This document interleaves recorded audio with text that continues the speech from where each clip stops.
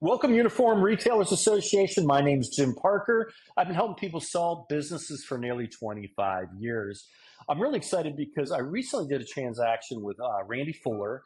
I don't know if you know Randy, but he bought a business that was for sale, a uniform business that was for sale. So that's how I got to know Randy. Really great guy, very successful business owner. And he introduced me to Jennifer Clegg over the Uniform Retailers Association. And we just kind of interacted, and they suggested that maybe I come on and do a couple webinars. And I jumped at the chance because as a business broker, when I talk to business owners, and I talk to business owners all the time, and I talk to them about their business and I start looking at their financials and we get into the weeds of things, I realize that most of these business owners are not going to be able to sell their business, or if they can sell their business, they are not going to maximize their sales price because of a few things. And so when they asked me if I wanted to do a webinar, I jumped at the chance. Anytime I can talk to business owners about preparing your business for sale or getting your business in the best position to sell, I want to jump at the chance because it does break my heart. You know, one of the biggest heartbreaks I've ever had was, it was a few years ago. I was talking to a gentleman that was 72 years old and he wanted to sell his business. And he told me, he goes, I don't have any money saved up. All I've got is my Social Security and whatever I'm going to get from the sale of this business. And so I talked to him about the business. I saw the financials. And the more I learned about his business, I had to go back to this gentleman and tell him that he was not going to be able to sell his business. That was a hard thing to tell a 72-year-old gentleman. And, you know, another a statistic you always hear is that small business owners on average have 80% of their net worth tied up in their business. Yet business owners don't even know how much the business is worth. They might have an idea, but they really don't, or the business is just not ready to sell. So today I wanted to talk to you more about, are you ready to sell, from a personal aspect as well as from, is your business ready to sell? Next week, we're going to be doing a webinar on how to maximize the sales price of your business and get the best terms possible. So let's just go ahead and jump right into things. The first thing I want to let you know is that if you want to read a little bit about myself and my background, again, I've been selling businesses for nearly 25 years. I instruct and teach business brokers all over the country. I've spoken at lots of different business broker associations across the country. I think I'm up to about 11 or 12 that I've spoken at. I've spoken in front of 800 business brokers at a time. I am a instructor for both the Business Brokers of Florida and the International Business Brokers Association, and I do sell businesses all over the country. One of the best things I'm really excited about is that I'm the incoming chairman for 2026 for the International Business Brokers Association, which is the biggest business broker association, I think, in the world, but definitely in the country. So I'm really excited about that, having that opportunity with them. So let's get right on to, if you want to read more about my bio, please visit parkerbusinessbroker.com. I'd rather you read a bio about me than me sit here and talk to you about all my credentials. It just kind of makes me uneasy. I didn't like saying what I already said. But anyways, so again, make sure that you mark on your calendar for the presentation next week. The one thing I want you to know right out of the gate is that according to Forbes, 40% of all business owners were born before 1964. So if you're at that age where you're thinking about retiring and you're 2 or 3 years, 5 years away, or even maybe you're ready right now, you know, there are going to be a lot of people that are going to be in the same position looking to sell. And they are going to be kind of competitors of yours in a way when you go to sell.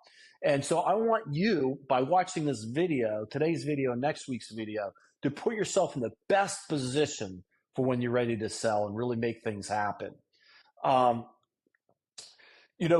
of the things that I get worried about with people that are approaching that age and they're thinking about selling for retirement and they're ready to move on to the next stage is I get worried about things because I've seen them firsthand. And one of the things I get concerned about is health issues and what may be going on. You know, like I said, 80% of a business owner's, on average, and 80% of a business owner's net worth is tied up into their business. And, you know, when a health issue arises where they're unable to work in the business anymore, it makes that sale, we have to make that sale happen a lot quicker and speed up the process. And the business may not always be in the best position to sell. One of the saddest stories that I've ever dealt with, it was about 5 or 6 years ago. I was talking to a business owner. The first time I ever spoke to him, his name was Frank, really nice guy. First thing he said to me was, Jim, the only reason I'm talking to you is because my wife is making me. And I go, what do you mean? He goes, my wife retired 5 years ago. She was a teacher and she's been begging me for 5 years to retire. We already have an RV. She wants to spend more time visiting the kids and the grandkids. She wants to spend a lot of time traveling, but I love my business and I'm not ready if I'm ready. I don't know if I'm ready to walk away. And I'm like, well, Frank, this is a big endeavor. This is something that you really have to put a lot of thought into and make sure that you're really ready to do it. Maybe you're not ready to do it. And he goes, Jim, I don't have a choice. I have to do it because of my wife. I'm like, totally understand. So we started working together. I brought the business to the market, and Frank was a great guy. Really liked the guy so much. We got the business under contract. Got a really strong price for him. He was happy. His wife was thrilled. About a week before closing, he passed away unexpectedly, and yeah, he just passed away unexpectedly. And I never had the opportunity to meet with his wife. But my gosh, my heart broke. One is I thought Frank was a really great guy, and two, I'm sitting here thinking about his wife who had begged him for 5 years to retire, and she was never going to have that opportunity to spend those retirement years with him. What concerned me even more was, are we still going to be able to sell this business? I'm going to tell you, thank God that his daughter, who was an attorney now, used to work in the business and knew the business. So she was able to train the buyer, which was the thing that I was most concerned about getting the deal done. So here's this buyer a week before closing, the seller passes away. There's no one there to teach him how to operate and to run the business on a daily basis. It's usually something that's included. Thank God she worked there and she was able to train him, or that we would not have been able to get that deal done.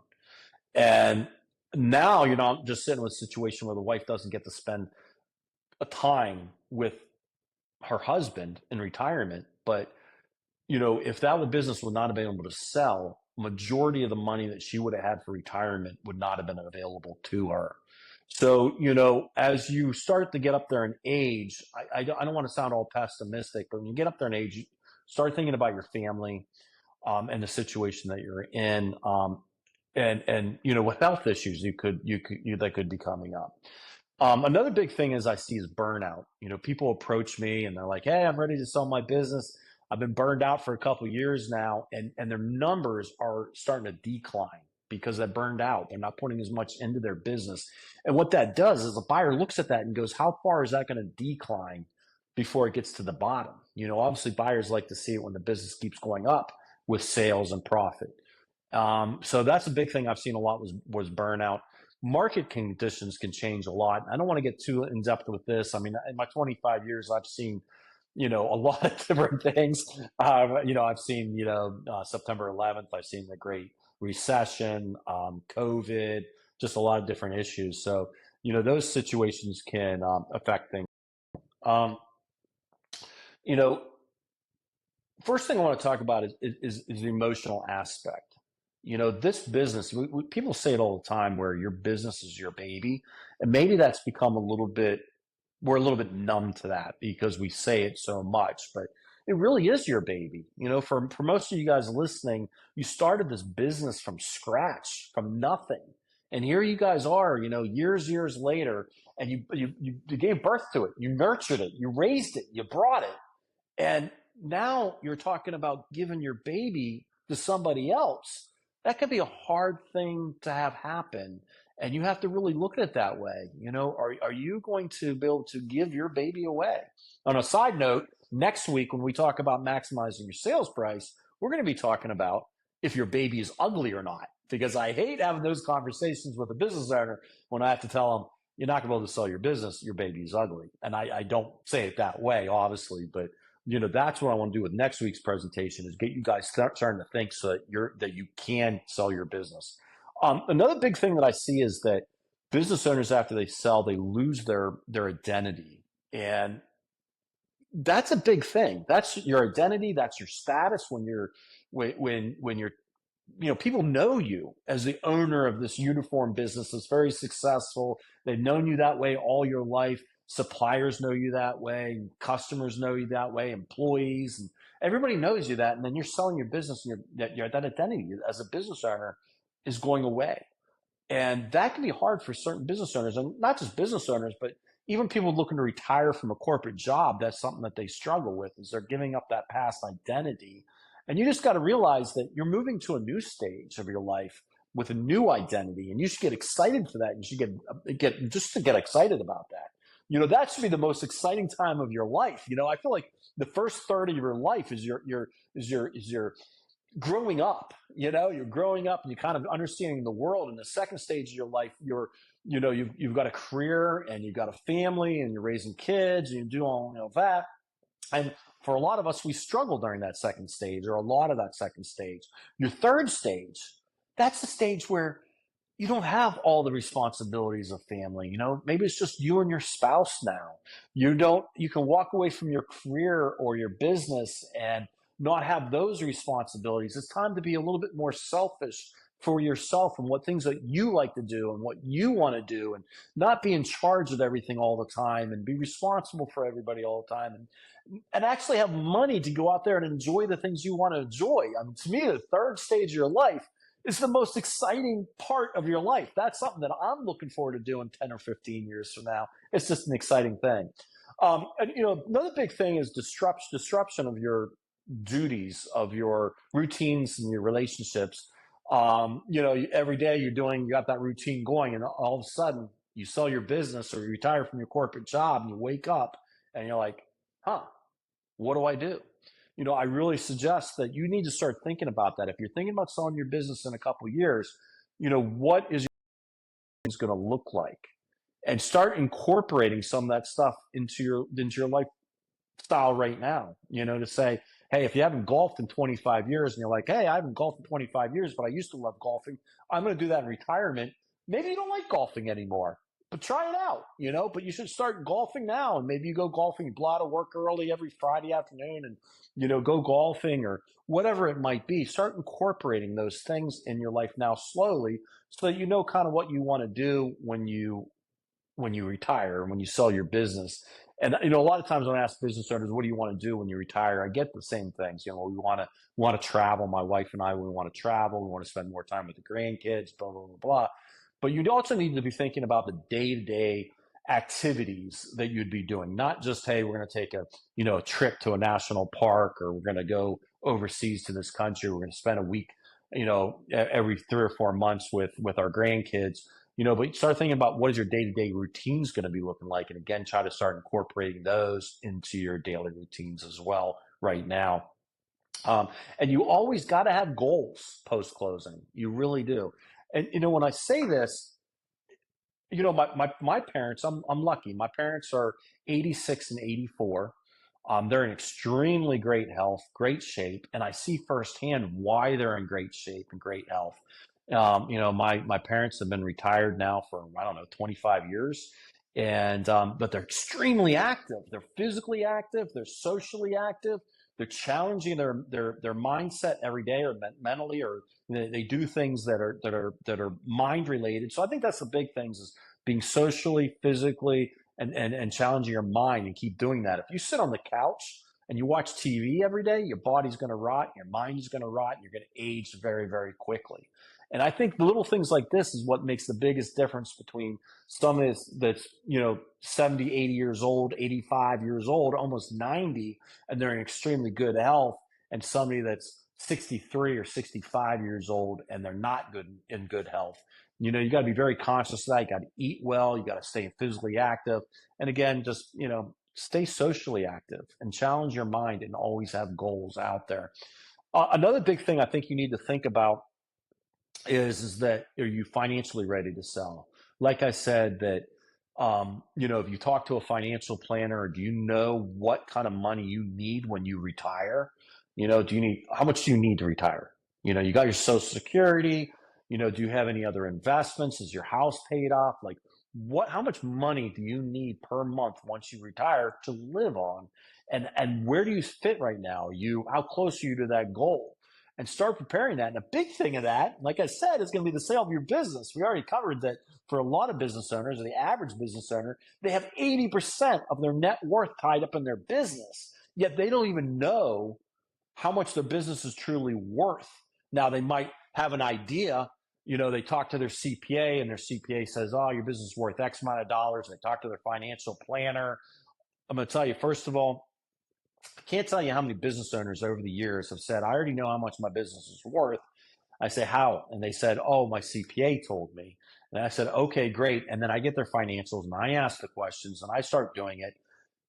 I think one time a CPA was even nearly close to what I came up with, and they did it by accident. They and I don't want to go through everything right now, but like we do these things called add backs, and they added back things they shouldn't have added back. They forgot they didn't do add backs on other things. They kind of got lucky with where they showed up. And my point is that most CPAs, they might be a great tax preparer, great at giving you financial advice when it comes to running your business from a CPA standpoint, but it's not going to be the best position they're not in the position to tell you how much the business is going to sell. That's not what they do for a living. And what I'm seeing more and more with financial planners, I've seen this a couple times now, where financial planners are now charging thousands of dollars to do a valuation on somebody's business. I think there's only two people that should do a valuation on your business, and that is either a business broker like myself or a business appraiser. Somebody like myself, think of and I hate using this as an analogy, but think of it as like if you're going to sell your house. You could hire a real estate agent, or a real estate agent could give you a fair market value on your house, or you could go to a home appraiser that can appraise the actual house.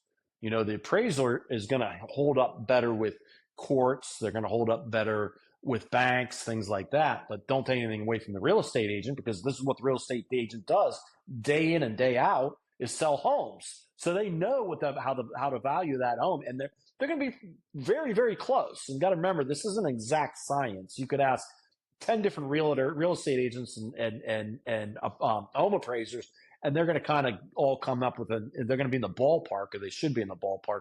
It's kind of the same thing with us when we're doing a business valuation. Think of me as like a real estate agent. I hate saying that because we're like real estate agents on steroids. Like, take what we do and it's like 10 times the amount of work. I'm not saying that we're better or smarter or anything like that. It's just a lot more work involved in selling a business than it is a house. And I'm not taking anything away from a real estate agent.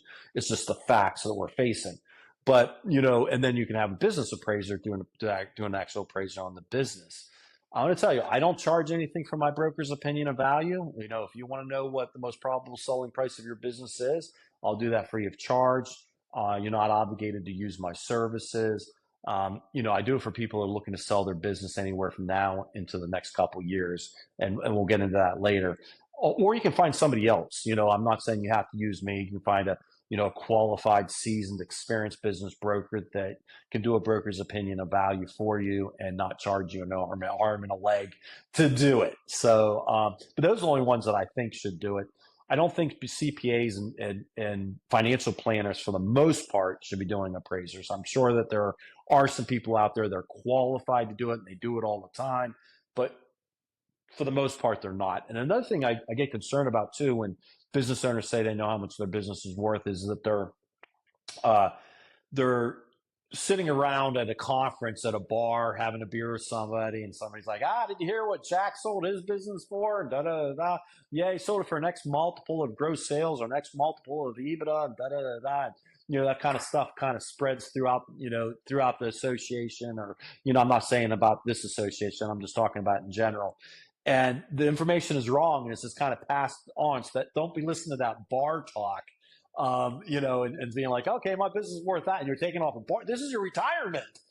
This is your retirement. Like, you should be taking this very, very serious, not just being like, well, I heard that I'm going to get a 3 times multiple of EBIT on my business. That you don't know, and are you even doing the bottom line number correctly that you can do that multiplier with. So is the multiplier right and its bottom line number right? Correct. And that's what makes it difficult is like every industry is a little bit different, and every sub industry within the industry is different, and then every size of a business is different. So, a business where somebody's making $75,000 bottom line, they're going to have a much lower multiplier than the person that's doing $1 million or $2 million bottom line. That multiplier grows as the business is bigger.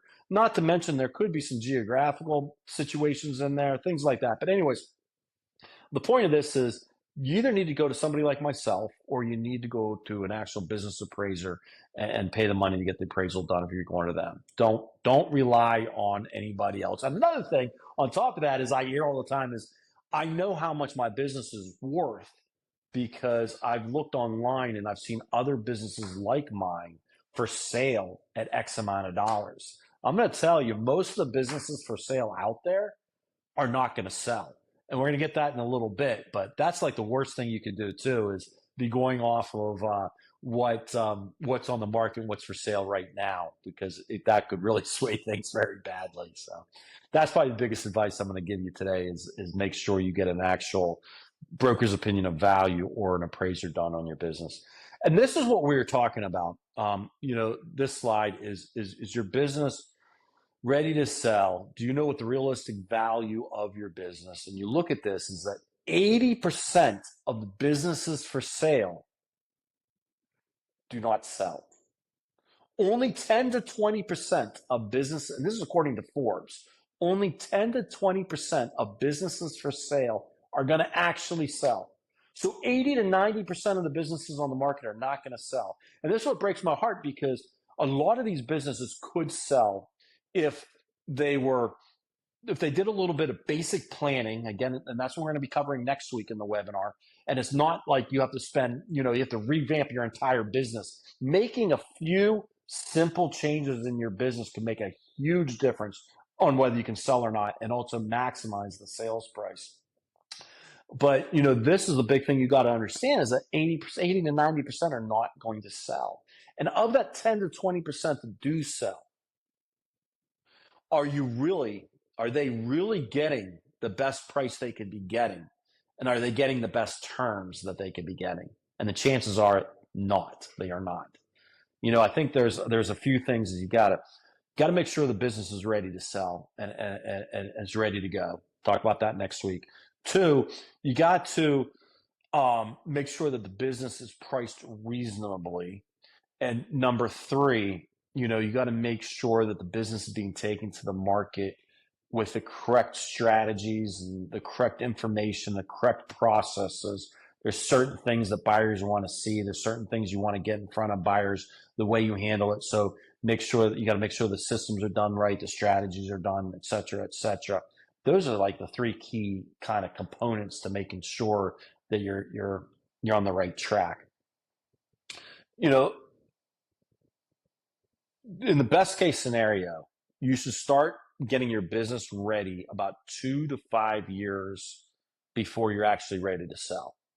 We can definitely do it within 2 years. I do it all the time.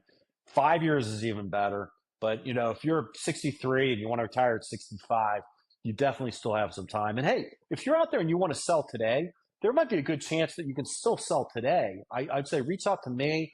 Let's have a conversation or reach out to somebody like myself that's a seasoned, experienced business broker. Have those conversations with them and see how ready you are to sell. You might be. I'm just saying for a lot of people that I see, it decreases their chances of selling or they're leaving so much money on the table, and that's what just eats me up. So I don't want to have that happen to you guys. So the pricing of a business is critical. Obviously you do not want to get to a point where you take the business to the market and you're leaving money on the table. You definitely don't want that to happen. You want to have as much money on that sale as you possibly can. And I want to remind you of this too. It's not just how much money you get, but it's how much money you get to keep. And you got to remember Uncle Sam is going to be sitting there with his hand out. So, you might want to talk to your CPA or a CPA that specializes in taxes when it comes to sale of the business, which I know one of the best CPAs out there that will work with your CPA or work directly with you, but they specialize in taxes when it comes to sale of the business. He's out of Texas. His name's Monty Walker. Really good, great guy. But you also don't want to put the business to the market too high. And that's what a lot of business owners do. Is a lot of business owners think their business is worth more than it really is. And I know I know homeowners, talking to real estate agents, I know homeowners tend to think that too. They think their house is worth more than it is. But I think with a house, it's like, oh, I think my house is worth, $725,000, and it's really worth $710,000. I mean, it's not that far off. But with businesses, it's like way off. I talk to business owners, and they think their business is worth, $3 million, and I'm like, you're gonna be lucky if you get 850,000. So when they're off, they tend to be off a lot. And I think that that's one of the biggest killers is going to the market with an overpriced business. And that's what I want to talk to you about, my theory. And I call it the buyer wave. It's my theory. So if you Google it, you're probably not going to hear any information about it unless you're reading an article or a recording or a video that I've done. But a buyer wave is when you go to the market, the first 30 days is the most critical time period. Most buyers that are individual buyers have been looking to buy a business anywhere from a couple months to a couple years, and they become educated. They know what makes a good business. They know approximately how much a business should sell for. They know when a business is overpriced, et cetera, et cetera. And then you've got your professional buyers out there. And the professional buyers could be a private equity group. It could be a strategic buyer, somebody that already owns a few shops like Randy Fuller. It could be a national brand type company that's coming in to buy. And those people are very seasoned and experienced as well. So when you go to the market with an overpriced business, those buyers are just like, oh, it's another overpriced business. Go to the market and it's a bad business. It's just another bad business on the market. Go to the market and it's not being handled properly. Just another business for sale not being handled properly. And unfortunately, a lot of times, all three of those things are happening at the same time. The business is overpriced. It's not a good business, or it could be better, I should say. And three, it's just not being handled properly. And right away, buyers just move on. They know most of the businesses out there on the market are junk. They really do know that. Remember earlier, excuse me, I said that, you don't want to go and find businesses that are currently on the market to get an idea of how much your business is worth. This is why. This is exactly why. But, so when you go to the market and you've got a good business, you've prepared that business for sale, it's being handled properly, and it's priced reasonably. And I'm not going to give my secrets away to pricing on this webinar in an open public forum, because that should just be between me and whatever sellers I'm working with, not the buyers. No offense to you buyers, but and it's priced right. It's a good business, and it's being handled properly. All those buyers' eyes that have been looking for a couple months to a couple years are on your business because it's new to the market, and they're making a judgment right away. And if it is checking all those boxes, you've got a lot of buyers interested in your business. And that's why I say the first 30 days you're on the market is the most important, because you are trying to, get all of the buyer interest as you possibly can. Me as a broker, what I'm doing is I'm pre-qualifying these buyers. I'm seeing which ones are serious, not serious. Are they capable of buying the business? They have the ability to operate the business, et cetera, et cetera. They're signing confidentiality agreements. By the way, just so you know, when we take a business to the market, when you sell your business, you don't want anybody to know that your business is for sale. You don't. You want to, it's going to be done in a very confidential way. You don't want employees to know. You don't want competitors to know, customers to know, suppliers to know. You don't want anybody to know that your business is for sale. It could hurt the sale. That's the conversation. I just want to drop that in there real quick. And if you want to know why, we can talk about that, on a private conversation if you want to call. There's no secret behind it. Just want to let you know. But you take the business to the market, that first 30 days is the most critical. And you've got all those things lined up. All their eyes are on that business. And we're working with those buyers. And then what we do in the second 30 days is we're continuing being very aggressive in the marketing and the advertising, getting as many buyers as we possibly can. But what we're doing is we're taking some of those buyers from the first 30 days that we think are really, really good buyers, and we're starting to move them to the next stage of the process where they're starting to interact with the seller. Phone, usually it's just phone calls at first, things like that. And what we're trying to do is within the first 60 days, we want to get the business under contract or under a letter of intent within the first 60 days. And we want to have multiple offers on the business at the same time. We're going to speed up some buyers. We're going to slow down other buyers.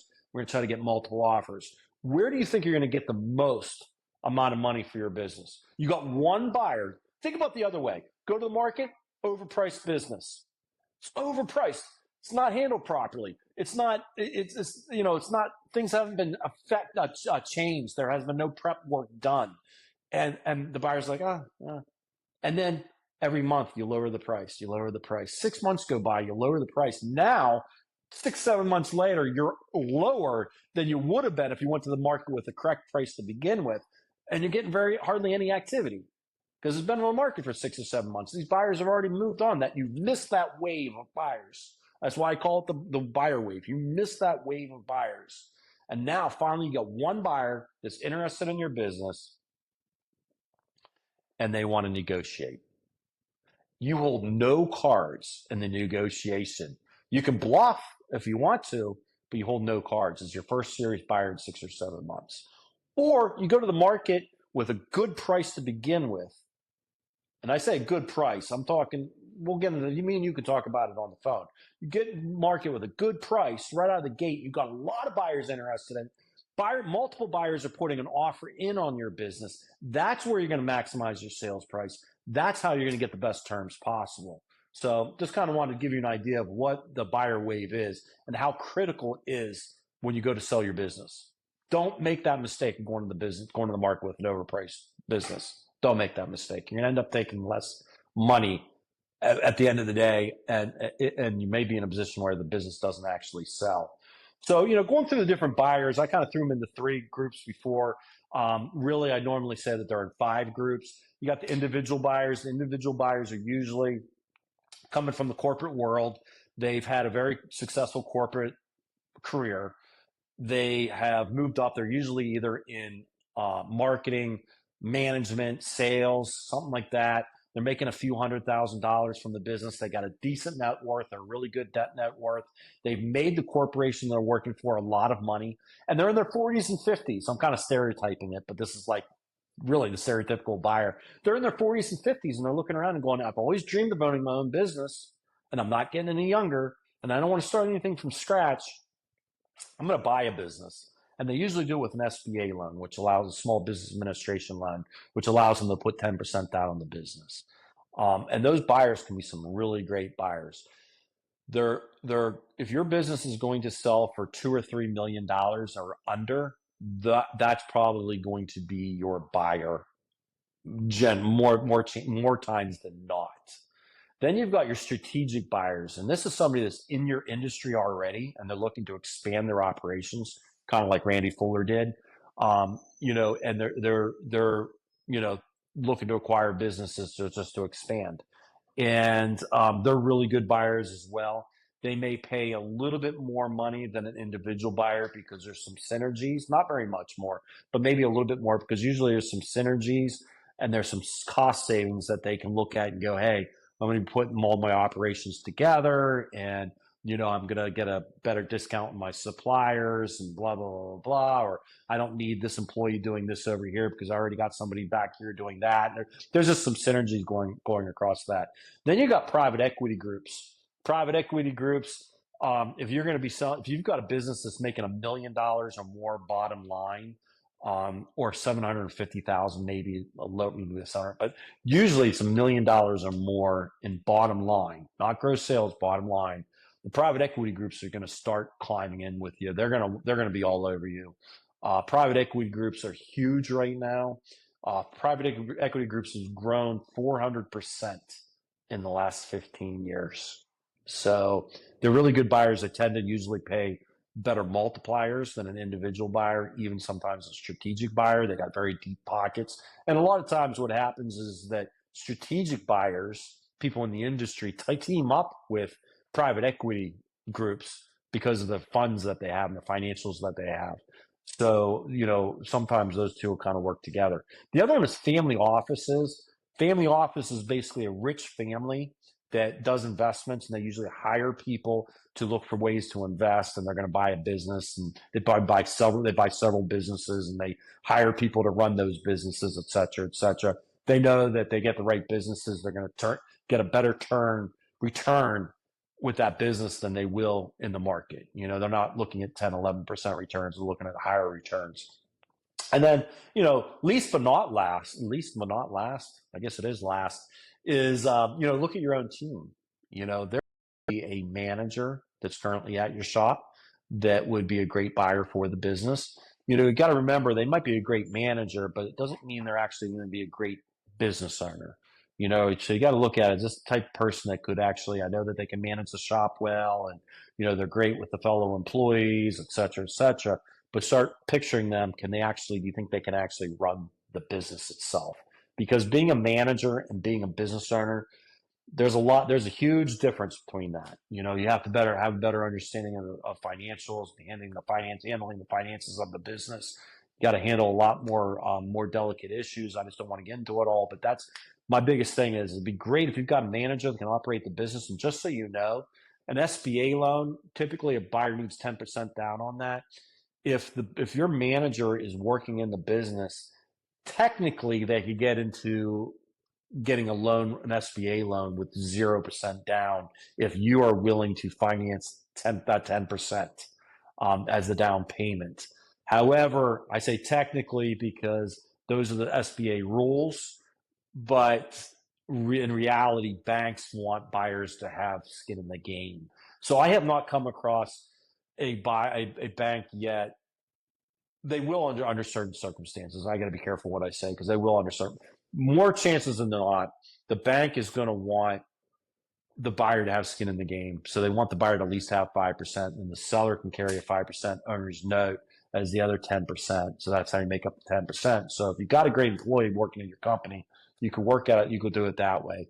And also think about, family members that may want to buy it as well. Maybe you have a family member already working in the business, or you want to sell it to your kids, whatever it is. But those are typical buyers that you're going to be looking at for your business. Why working with a business intermediary is so important? There are so many reasons. That's like a 4-hour webinar on its own. I really mean that. But one of the biggest things is a good, qualified, seasoned business broker is going to help protect the confidentiality of that sale. Again, you don't want employees, customers, suppliers, general public, anybody to know that your business is for sale. It could hurt your business if they do find out it's for sale. Having a business intermediary helping between you and the buyers is creating that buffer, and it helps create that confidentiality so much more than if you were trying to sell it on your own. I think also we bring realistic value to you. A good broker does. A lot of brokers out there, there is this mindset out there where brokers have this, it's taught out there in my industry, and I'm so against it. They're like this attitude of list everything and anything you can. It's a numbers game. You're going to sell 20%. I sell more than 90% of the businesses I take to the market. The ones I do not sell are businesses that, like, I listed for sale and the seller checks out mentally, and the numbers start to decline after we listed for sale because they mentally checked out. That happened to me last year. So that's typically why my businesses don't sell. But to play this numbers game is crazy. I'm going to take as many listings as I possibly can, and I'm going to sell 10 to 20% of them. Holy cow! No, I'm very selective, and I'm not talking about me, but find a broker like me that works this way, because it is much better, where they're more selective on the listings that they're going to take on, and then the listings they do take on, they go full force behind it. They go, instead of carrying 35, 40 listings, and you're not giving much love to any of them because you got so many listings. Even the good quality ones you can't give a lot of love to because you got so many listings. You want a broker that's going to handle less listings, and then they're going to sell a much higher percentage, and they're putting everything they can behind getting the ones they do have listed for sale sold. And that's what me and my team do. This is a big thing that I think that you really need to consider, is it saves a lot of time for you when you hire a good quality, experienced business intermediary, because it is a lot of time involved in selling a business. Putting all the information together before you even go to the market, all the stuff you have to do when you do go to the market, all the pre-qualifying of all the buyers. There's tons of tire kickers and sorting through who are going to be the serious buyers and the bad buyers and da da da da, and narrowing it down and picking out the gems and blah blah blah blah blah. I mean, like that is a lot of work. Not to mention everything that once you go under contract, everything that needs to be done from contract to closing. I mean, I don't know. I haven't added up the hours, but it's got to be a couple hundred hours of work in selling a business that I pick up on behalf of my sellers. And you're trying to run your business and you're trying to sell your business. That's just crazy. It's just crazy. I mean, your numbers are going to drop. And look at that story I just told you. The guy happened last year, and this happens like every other year.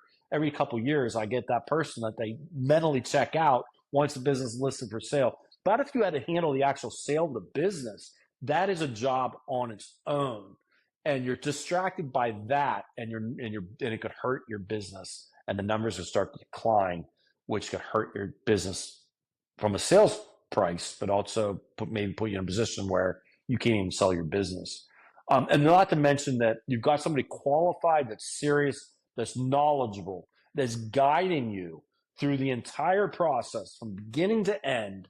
And when I say end, I'm not talking about on the day of closing and you receive your money, but beyond the closing itself as well. You got somebody that's guiding you and knows that process and giving you advice, telling you what you can expect through each stage of the process, and making it as easy and less stressful as it possibly can be, as well as maximizing the sales price of your business. I think that the amount of money that you pay a good seasoned business intermediary, the amount of money you're probably going to get for the business covers more times than not their commission, let alone all the time they've saved you and all the headaches and the stress they've saved you. So a good business broker is going to earn their fee, and when you get done, you're going to be like, I'm glad I worked with that person.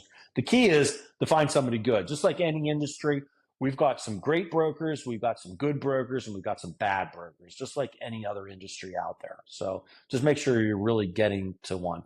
Now, I want you to understand this too. If you're not thinking about retiring and selling your business, you also got to think about what happens when you're doing an unplanned sale, because 50%, according to the Exit Planning Institute, 50% of all businesses that sell every year on average are selling because they're unplanned, and they call them the 5Ds, and it goes beyond the 5Ds, but the 5Ds kind of sums up most of them. And that's either there's a death of the owner, or there's a death of somebody close to the owner, a divorce going on, disability, disagreement, distress. And so it happens unexpectedly that somebody has to sell. And your business should always be ready to sell regardless, because then, if you do have to unexpectedly have to sell, then you're going to be able to sell it, and you're going to be able to maximize your sales price. And so, even if, and I'm going to tell you, even if you never sell your business, if you follow the advice I give next week in that webinar, I promise you this, your business is going to be more enjoyable to operate, and it's going to be less stressful. So even if you decide you're not going to sell, if you can get those two things, I think all of us business owners would love at least those two things. So, all right. So I just wanted to, I think I've said it enough about next week. I think this webinar today is extremely important. And I'm glad we talked about the emotional aspects and you doing it as personal as well as the business. But next week's webinar is going to be the critical one, where I think you've got to really listen. I hope you bring a pad of paper and a pen, or you listen to the webinar several times. Don't think that like this is going to be 100 hours worth of work. There might be things I tell you next week that you do not want to hear. And I'm not here to tell you what you want to hear. I'm telling you what you need to do to get things done. I mean, it's the advice I'm giving. But you are going to, it's going to be really good information, but it's easy stuff to actually implement. This is not stuff that, again, stuff maybe you don't want to do, but it's Not like it's going to take you hours and hours and hours to do it. You can just make up your mind, say, okay, from now on, I'm doing this, or from now on, I'm not doing this, and just make that decision. And then you're done. That's all you have to do is make the decision on a lot of this stuff. So I hope you guys join me next week on that. And if you guys have any questions at all, you want to reach out to me. I love chatting with business owners. I'll always give somebody 15, 20 minutes to chat with them. And if the conversation is going well, we can even do it longer than that. And I really again, I like talking to business owners 2 or 3 years before they're ready to sell. So if you are one of those people that's a couple years out, don't be like, oh, I'm going to wait till I get closer to selling to talk to Jim. Reach out to me or reach out to somebody like me. It doesn't have to be me. I would love for it to be me, obviously, but reach out to somebody like me if you are looking to do it a couple years ahead, because I think you will increase your chances of selling. You will maximize your sales price, and you will get the best terms you possibly can. Well, I really appreciate you guys joining me today, and I just want to thank you guys for that. And I appreciate it. Have a wonderful, wonderful day.